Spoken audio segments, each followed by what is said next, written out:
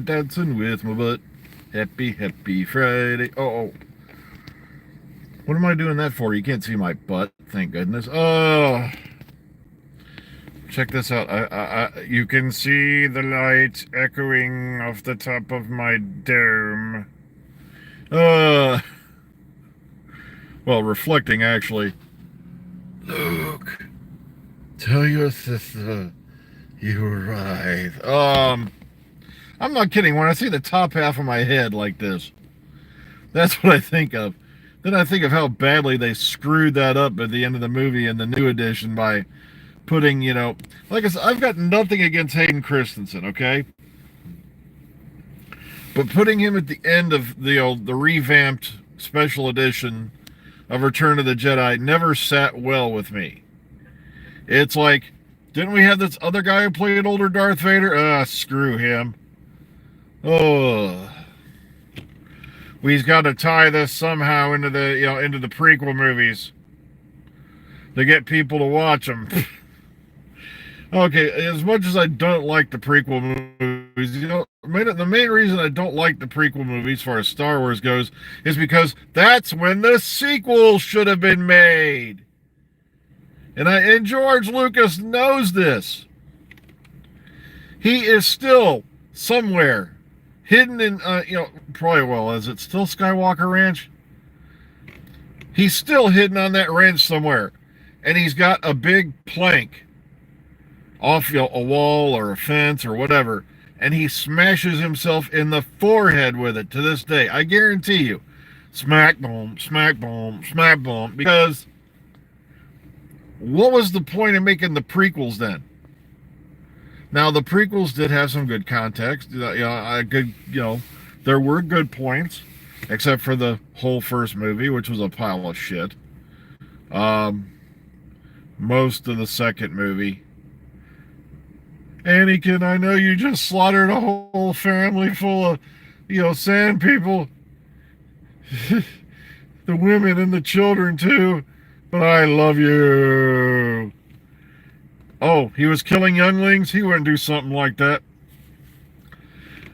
But I have loved Hayden Christensen as Anakin Skywalker, though. Okay, the third movie is where he really shined, and that's the whole story I was waiting for.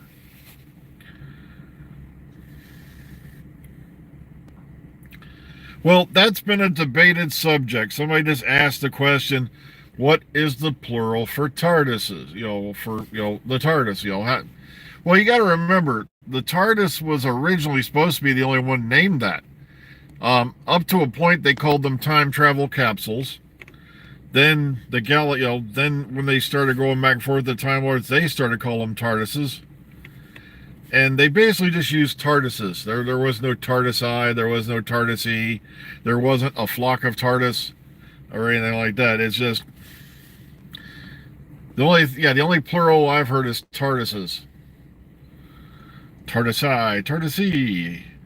Look, there's a flock of TARDIS over there. And gooses and geeses and mooses and mises. Misa! No, sorry, that brings us back to Jar Jar Binks.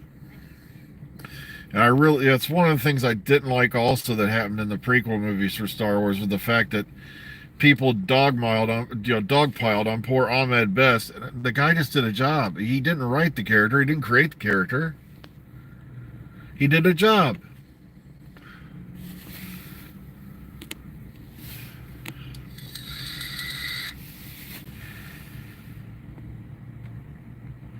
Yeah, as far as I know, yeah, you're welcome. You're always welcome. It's just TARDISes, as far as I know.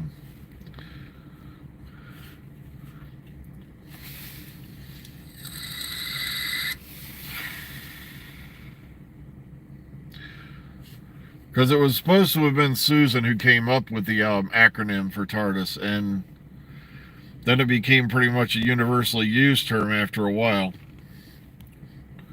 But the Gallifreyans mainly referred to them as time travel capsules.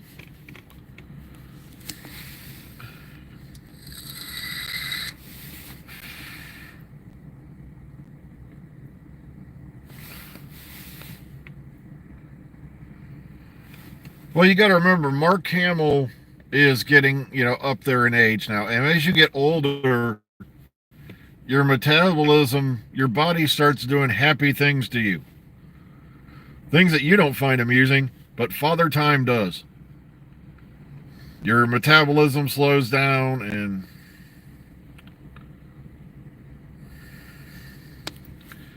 amongst other things. Plus, he's been living his life and enjoying it.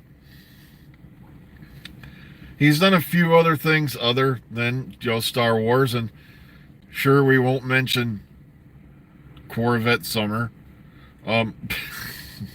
Still a funny ass movie, but I always kind of felt bad for like Mark Hamill and all that because he got, oh, my brain just froze. He got typecast. Meanwhile, Harrison Ford's like, oh, look at me. I'm Han Solo. I'm Indiana Jones. I'm like, I'm this guy. I'm that guy. Carrie Fisher was also in a lot of other roles other than Princess Leia, and a lot of people. I love the look on people's faces during reaction videos when they're watching the Blues Brothers and there's, Carrie Fisher. And a lot of people don't realize she hung out with that crowd back then. If you read her biographies or autobiographies and all that, I think she was engaged to one of them for a while, one of the not ready for primetime players. I think her and Aykroyd were seeing each other, or was it Belushi? I have to look it up. It's been a while since I read it, so put a pin on that, look it up. Google it. Google it.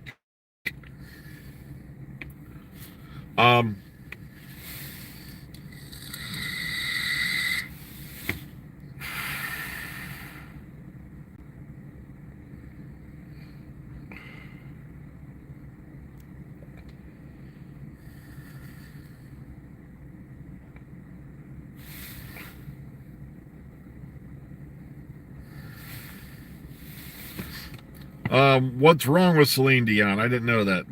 Does she have something? Celine, like I said, I do like some of Celine Dion stuff. Like I said, especially when she did It's All Coming Back to Me Now, because that song was written by Jim Steinman. And I love Jim Steinman's works. He's more of a rock opera type guy. And, well, that's right, he's passed on too. Been for a while. Why? Just because someone's a popular singer doesn't mean they're going to make a good guest star or an actress. Now, they did pull it off with Kylie Minogue, but like I said, just reference the movie Glitter if you don't believe me.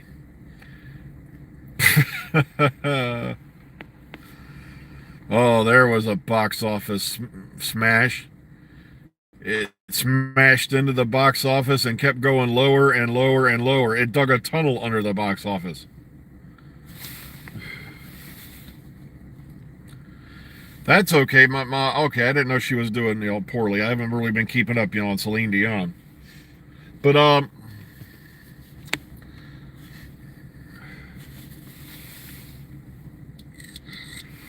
stiff person disease. I've never heard of that one.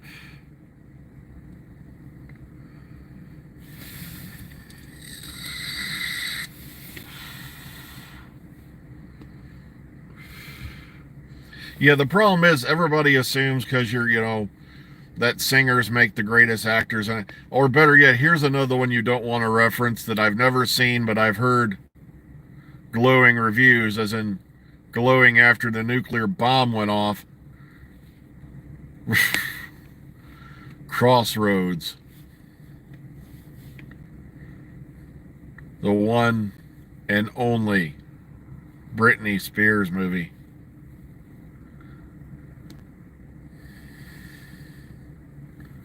Crossroads. I think that's what it was called. just the movie clips of this made me want to go puke. Or here's another one that, another singer that was focused on. How many here remember the Bangles? The lead singer, Susanna Hoffs. She did a movie called The All-Nighter. She did a movie called The All-Nighter. A movie. She was never in anything after that. Cue bomb sound effect. That's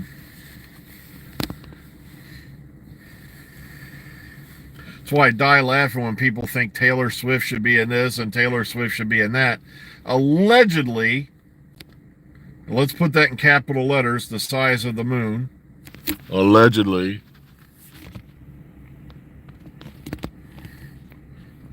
They're going to have a cameo of Taylor Swift as Diamond in the Deadpool 3 movie. And I'm like, why? She can't. Oh my God. I'm sorry. I've seen this woman dance. I've seen this woman sing. And when you listen to her live performances, when you're not listening to the track in the background that's being played on speakers. Okay. And they canned Milli Vanilli for this shit. But okay.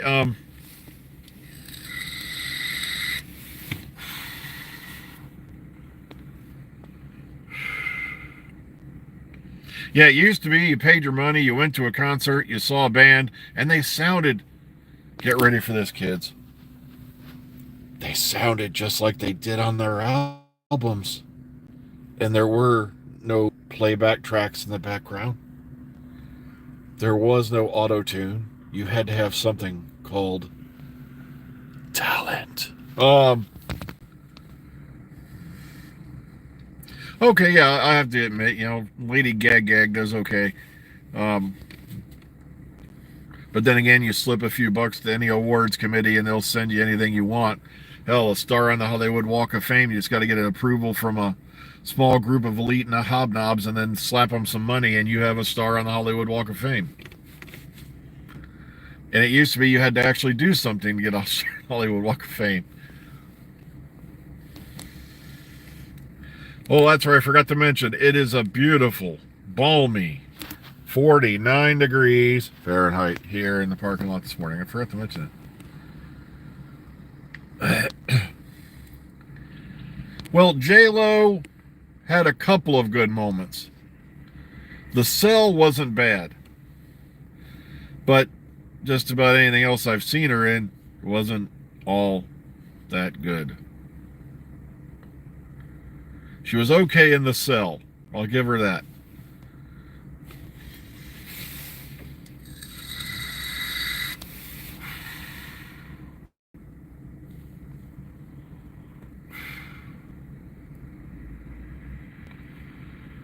Oh, well.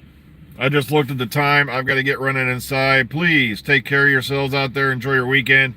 If I pop in on you over the weekend, then okay, we'll see you. But I probably will not be back till Monday. So be kind, be calm, be safe, everyone.